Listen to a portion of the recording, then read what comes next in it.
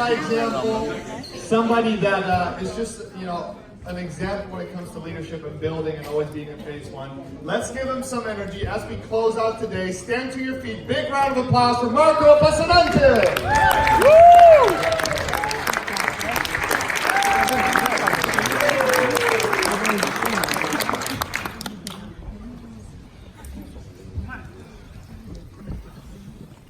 It's been amazing so far, right? Yes. So you heard it 8 times already probably, but it's amazing, these kind of events, the generic events. I love coming to those and learn from the top leaders. And one of my biggest passions within this industry is really to elevate the profession, give it a good reputation. And what is better than coming here and learn from each other and kind of rub off of each other's culture and get to know the people behind the names. So it's amazing what Ted and Dini is doing for the profession here, so that is great. So let's give it one round of applause. Maybe just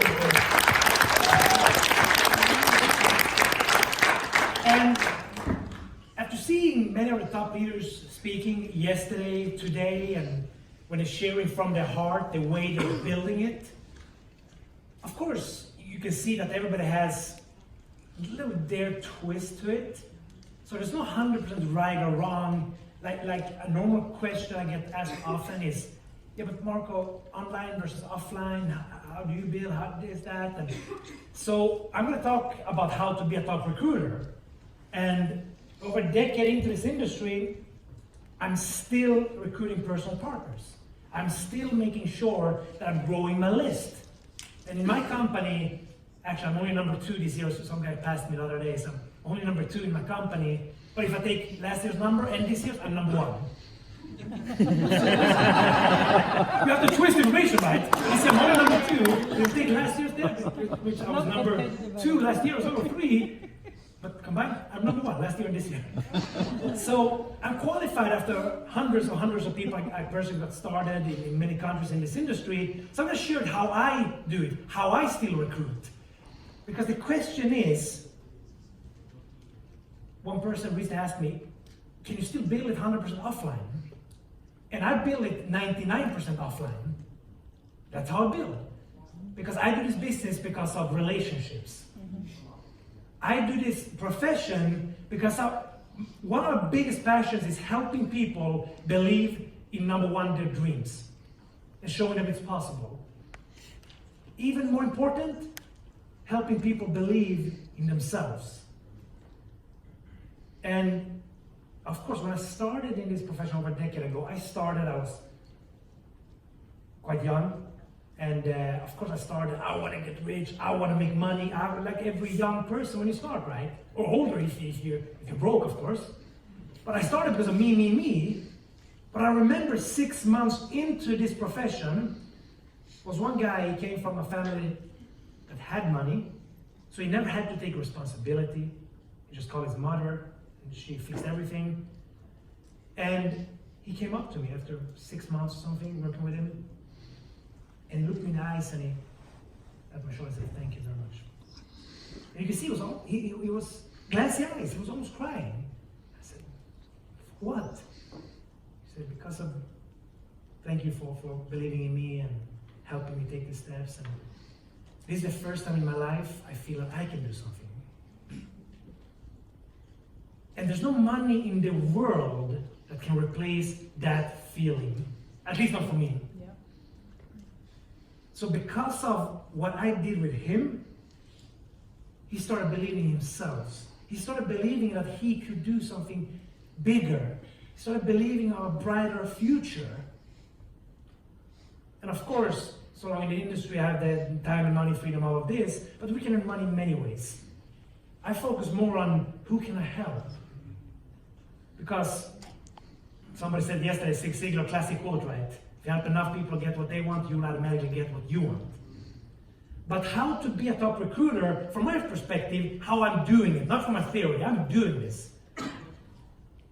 Number one is it starts inside. What I mean with that is that when I contact a person, this is why I talk to my friends, I talk to my family in what I do, because if I can't talk to my mother about that product or service, I wouldn't work with it. Because I want to do it from here. So of course, with my product or service, the first one I call was my mother. You really decide you need to use that. So it starts inside with me feeling that I'm doing a favor when I'm contacting this person. And how do I get that feeling? How do you feel that you're doing a person a favor? It starts with connecting the head with the heart. And how do you do that? Of course, you start often with the head. I'm going to make money, I'm going to do this, I'm going to build a business. But of course, you get in, you get your first results in the business, with your service or product. And then, of course, after a while, like for me, it clicked here with here, when this guy told me, because of me, he started believing in himself. He was happier. Self-esteem was growing. That's for me when it really clicked, when I was brand new. So questions I would recommend you ask yourself is, why do you do this? You hear it often, but I want you to ask yourself from a perspective of, why do I do this? What do I want out of this? Or actually, what do I want out of my life? And then connect that with why this as a vehicle can give you what you want out of your life. When I did it a decade ago, I sat down and focused on what do I want out of my life? How do I want to live my life? And then wrote down why my company can give me that.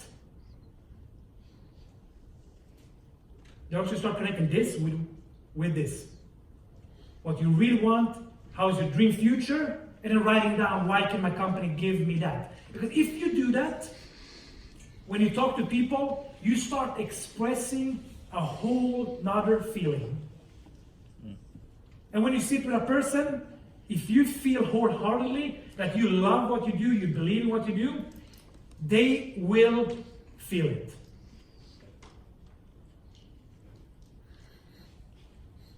So get to a part where you feel you're doing people a favor. That is number one. It starts inside. And me and my girlfriend we took a room service yesterday. We were looking at was a British program about Dancing with the Stars or something. And they told one man there, he does very well, he said, to be a good dancer, you need to be in touch with your feminine side. I thought, that's a little like this business, right? I feel women often, they feel more with this. Do you agree? Mm. Do you agree? Yes.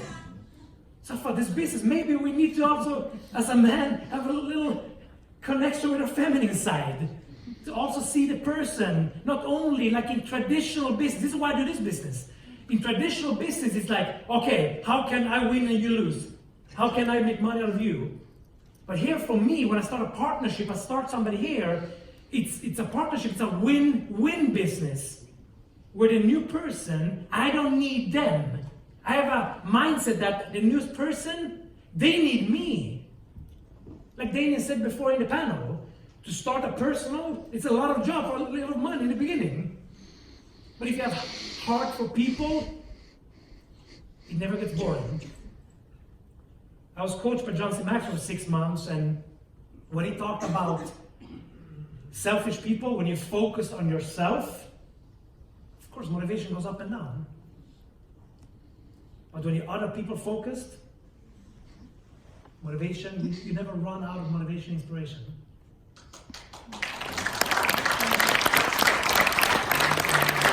Because there's always that newest person with a dream, with hunger. That new person is like a baby, right? I need to, not breastfeed them, almost saying that. I have to take care, I have to teach them how to do the first steps. So I believe it starts with inside. You need to know why you do this, and why is this a tool that can give you whatever you want out of life. And if you want to take it further, what is a tool that can make other people's lives better? So connect your head with the heart. There's so much we can say, but if you do this, you will transfer different feeling, and when you connect this with this, you will automatically be a good prospector or recruiter, because when you speak from your heart, people can feel it. So I want to feel like I do people a favor. And then prospecting. After working in over 30 countries, I've seen and I prospect cold contacts and sign them up in many, many countries. And no matter if it was in South Korea, US, Germany, Spain, Italy, Sweden, wherever it is, I've seen that people want basically the same things in life. I mean, it starts with security for themselves and their family, and if they don't have that, it starts with asking them questions to find that someone talked about, finding that problem so why we have this solution. So prospecting for me, hunting versus fishing. Many people, they chase people, that they walk up there, hey, you should join my business, you can get rich, blah, blah, blah, blah. They tell all the information, kind of the feeling of that they're desperate, they're chasing people. And when you're hunting, when you put the gun towards the animal, what does the animal do? Run. Exactly. But fishing, because you have what the fish wants, sit and wait. And I take that approach, that mindset to my prospecting. And how do I do that? For example, if you want a never-ending business, if you learn how to build relationships, how to get people to sit down in front of a presentation, no matter if you do it on Zoom or live, of course I do the mix, but I focus mostly actually offline, because I like numbers. I've written down how many started on Zoom, how many started a live meeting, how many did I follow up on a Zoom, how many did I follow up versus a live meeting, and then I have people in my team that bought some online experts coaching, and then I follow them, because I want to see, is these tactics really work in real life? I write down, so I have my numbers. I don't say that's right or wrong, I say try for yourself, but don't just listen to people, try for yourself. That's why I try different approaches, because that's how I get depth as a leader. That's how you can learn what really works, not a theory because you heard it from me, or from Sven, or from somebody. If you heard different things, like I did 8-9 years ago, some people talk, home presentations for business is better. Okay. One-on-ones is better. I was confused. So I started following different groups. How did we start them here? How did I start this person? Then I wrote down. Then I followed. When did he get followed up? How many home presentations versus one-on-ones did he do? And I followed a lot of people over a year's period to see what works for me. Because you don't be lazy in these things, because business is always driven by numbers. And if you understand the numbers, you can always take your business to the next level. So prospecting, for example, I signed up one in Florida. I was living in Jacksonville, Florida for a while, and I drove outside of Jacksonville, driving south, went to Chick-fil-A, and this is exactly how I do it. I ordered some chicken salad, and it was the manager. Start talking to her a little, and I make it come natural. So my key in the prospecting is asking questions. So I asked her, so how long have you worked here? What do you like most with the job? Where are you from? Are you from this area? Examples of questions. If I ask one question and they don't ask me a question back, I don't see them as an open person. So maybe ask a second question, no question back, I don't bother. So people say, I hate chasing people, I don't want to bother people. I don't bother people. I ask a question. If I travel a lot, so if I sit at a hotel or someone next to me, hey, where are you from? Belgium. Ah, nice. You're on vacation? Yeah. Normally they ask me, where are you from? Then I can ask them a second question. So I always make it a chess match so it comes natural. If I ask them 3 questions, no questions back, I don't try. So I never have the feeling I'm chasing people. That's why it's fun for me, prospecting people, adding people to my list. Because I like meeting nice people. Ask them a question. If they don't ask me back, I don't talk to them. So make it come natural. Invitation. Invitation is a scary thing. No, that's me when I started. It's a picture of me when I started in industry. My sponsor told me I have to call somebody. You know what's funny? I always hated talking on the phone. Even always, if I'm sitting with a friend, I have to call my mother. Who am I going to call? Order something. I can't really talk to someone next to me. I have to walk away. I always been like that. I always hated the phone. But when I started the business, my sponsor told me, you have to at least learn to call people and ask them. And he talked about how it's out of my comfort zone to calling people about a business. And he told me that it's your decision. If you want, this is the words he said back then, if you want what 1 out of 1,000 people can have, you have to be willing to do what 1 out of 1,000 people are willing to do. Of course it's uncomfortable to call people about a business. But what is most uncomfortable for you? Calling people, learn to do that?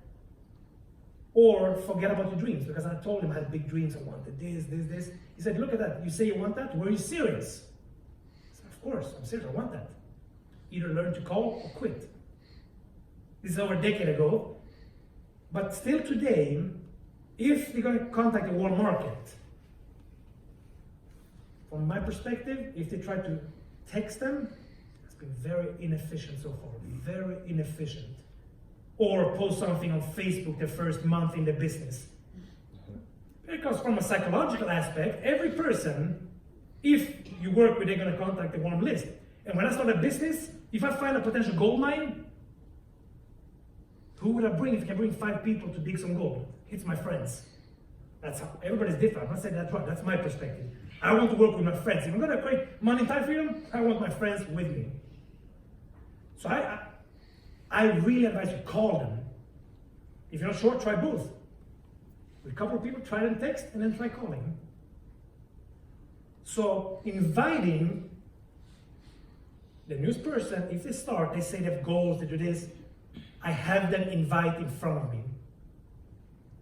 If they can't call, I call one contact for them to show it's easy.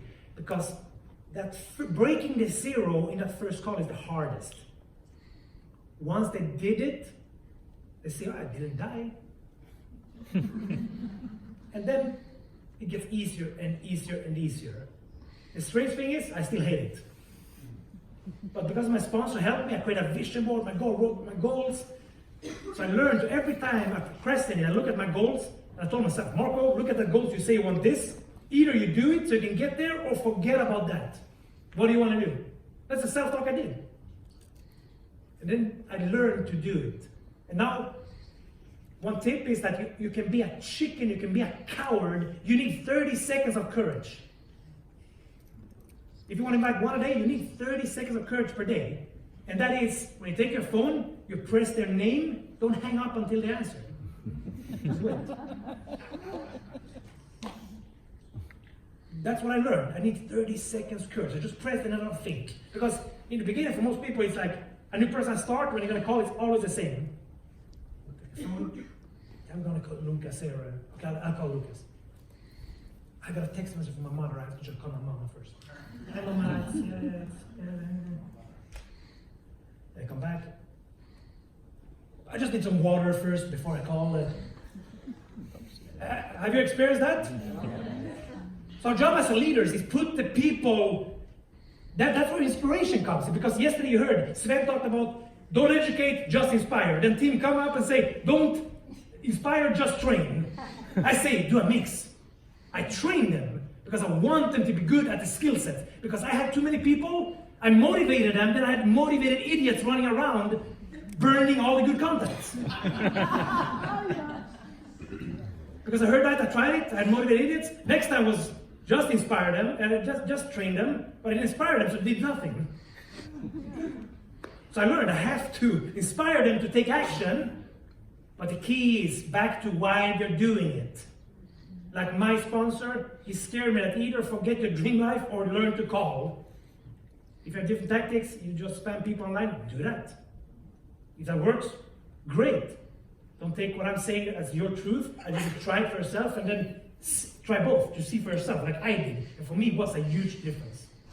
So, how I invite people, less is more, keys, less is more. As soon as I start explaining over the phone, I kill curiosity, I kill invitation. You probably know this as well. When it comes to invitation, how many have called and made an invitation? Have you ever called somebody, invite your business? A lot. So, when it comes to the call, key thing, I learn how to invite, because if I feel secure in my invitation, like this is my invitation. Be yourself, talk to your friends like you talk to your friends, but I feel comfortable like this, I just call them, say, hey Lucas, how are you doing? It's Marco Passanante, blah, blah. Hey, I've talked to you for 6 years, what are you doing nowadays? Yeah, this time, nice. Hey, you probably wonder why I'm calling you, but you know, I partner up with a company, or you can say American telecom company, product company, whatever you say. I partner with a blah, blah, blah, and I'm building a franchise concept out of e-commerce business. We're expanding in Amsterdam right now. I've thought about you because you've always been ambitious. If you're open for new opportunities, let's meet for a cup of coffee. The key in that call is they're always going to be curious and say, yeah, but can you tell me something more? Of course I can. As I told you, I'm building a franchise concept on e-commerce business.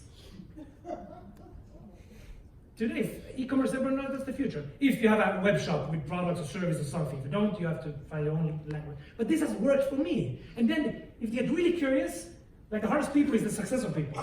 Hey, well, Marco, you know me, I'm very busy. Can you send me some information? Hey, Lucas, of course, I can send a lot of information. But hey, it's 2019. Tell me somebody that's not busy. I wouldn't waste a second of my valuable time or your time if I didn't have something of value. As I said, if you're open for new opportunities, let's meet. If you're not open, you're not the person we're looking for. All of a sudden, I take it away from you, like, yeah, okay, let's meet. That works for me. Try for yourself and see.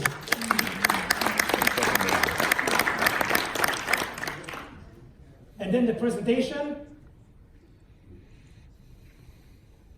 Key thing is learn to listen, because if you ask the right questions in the beginning of presentation, they will listen to you when you present, and if they like you, they're more likely to buy what you have. Simple. How do you become a good listener? A couple of tips on that, because I know I talked to some of you that I talked to here, you have attention span of a mosquito. That's true. So I can imagine in presentation you're wondering why, you're signing 1 out of 8, 1 out of 9. Yeah, probably because you're not interested in them. You just sit down with them, strategically ask a question. So what do you do? What do you like about it? And they can feel you're just asking strategically. You're not a genuine listener. And then you take out the Uzi.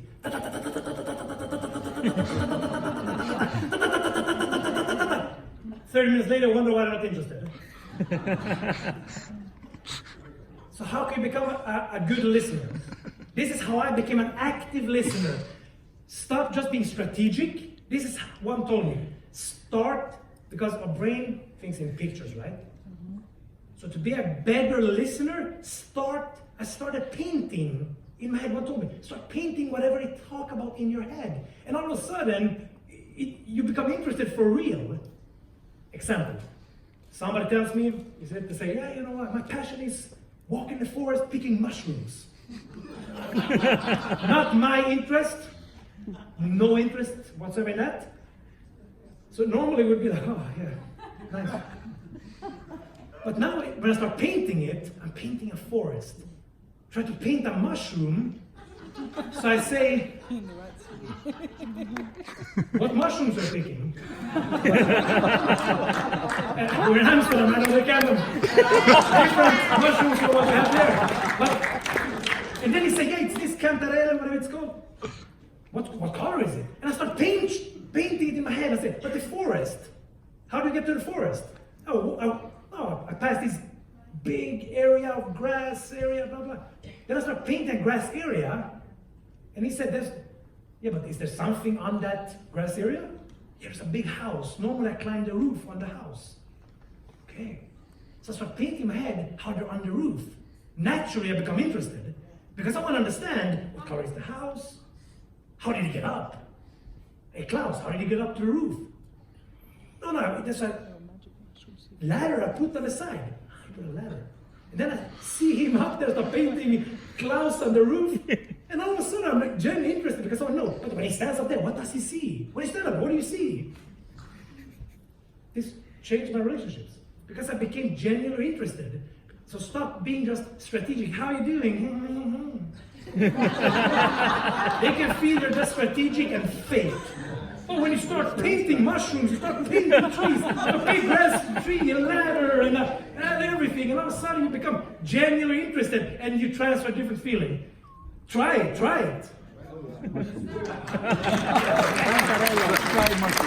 And then it's not only about getting people in the business, it's what do you do when they get started. So when you get started, duplication, I have a process I call me, we, you. Me, we, you. So if I start somebody in my business today, I want to have them I want to have them as quick as possible get to their list and then do presentations. So me, we, you to create duplication is the first 5-6 presentations. I do them for you.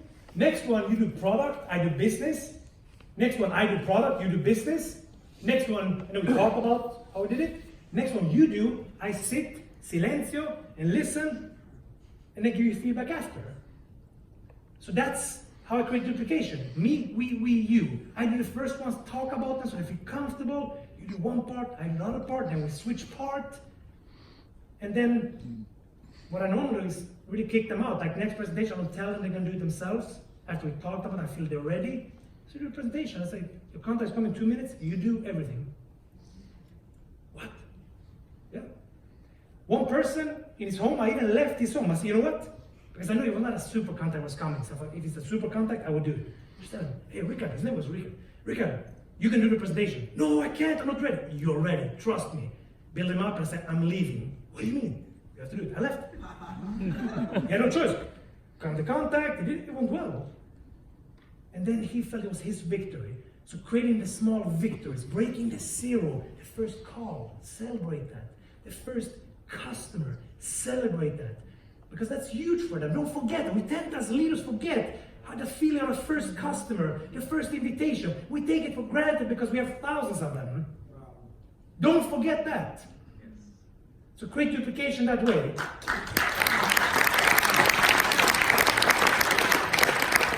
Then the last step, you probably heard the relativity theory of Einstein, right? Mm-hmm. This is Passanante's success theory. Upper line equals D. That's your motivation. It's up after a weekend like this, then you get home. First no-show, first scene when you show up, your new superstar that started last week already quit, you can't reach him anymore. The presentation, somebody told you this was stupid, how can you think blah, blah, blah, blah, blah. Life comes in the way. Motivation goes down. That's with everything in life. New diet, exciting. New relationship, it's exciting for a while. Then law of familiarity kicks in. But when you don't feel motivated, that's the days you have to make sure you do what you need to do, what you set up to do. That's where to-do list, like Denethor. I need a to-do list as well. Because if it's on the to-do list, I do it no matter if I feel like it or not. So bad discipline, because when you feel like it, too many people, they let bad, because I don't feel like it today. So it's always depending on how they feel that day, if they do their work or not. You have to learn to set that plan and you stick to it no matter what. Because you know what happens if you don't learn to have a discipline? You will live average for the rest of your life. Average health, average relationships. Like a man husband.